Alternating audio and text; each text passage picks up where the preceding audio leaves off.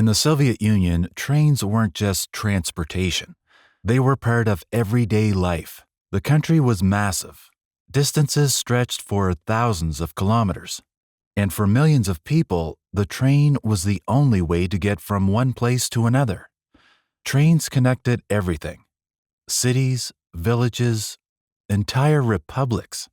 But more importantly, they connected people.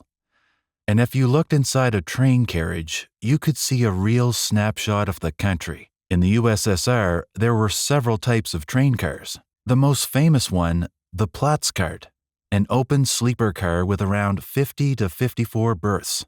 No doors, no privacy. Basically, a hostel on wheels. This is where everyone traveled. Students, soldiers, families, elderly people, different lives, different stories, all in one shared space. And that space quickly became communal.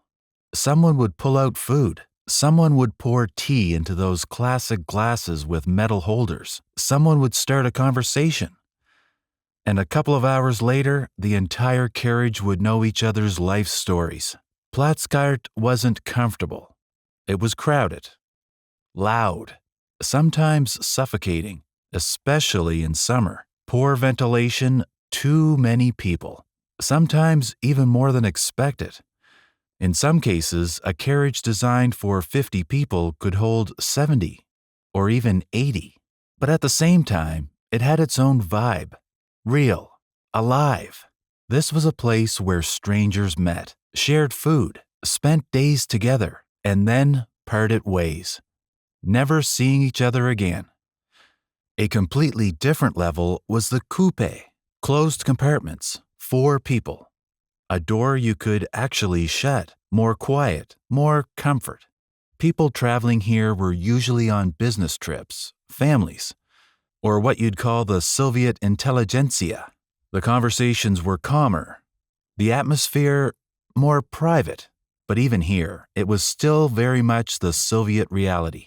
Tea, long journeys, and endless conversations to the rhythm of the tracks. There were also cheaper options, so-called general cars, basically the same open layout, but even more packed. People sitting 3 to a bench, sometimes without a guaranteed seat at all. Queues for the bathroom, heat, constant noise. But it was affordable, and this is how a huge part of the country traveled.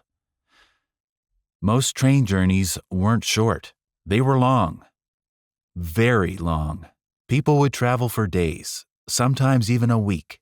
And during that time, the train became a temporary home. You ate there, you slept there, you talked. The train attendant, the provodnitsa, was a whole character on her own. She kept order, handed out bedding, served tea, and often became the most important person in the entire carriage. Soviet trains were simple. No air conditioning, heated systems that worked, sometimes better, sometimes worse. In winter, too hot on the upper bunks, colder below. In summer, hot almost everywhere. But people got used to it because the train was part of life. Someone was going to study, someone to the army, someone to work on the other side of the country, and almost everyone had a story connected to a train journey. And maybe the most important thing wasn't comfort. It was the atmosphere. That strange feeling when complete strangers spend days together and become something like a temporary family. And the journey itself wasn't just travel. It was a whole experience. Today, trains are different. More technology, more comfort. But something from that atmosphere is gone. And maybe that's why old photos of Soviet trains feel the way they do. Like you're not just looking at transportation, but at an entire era.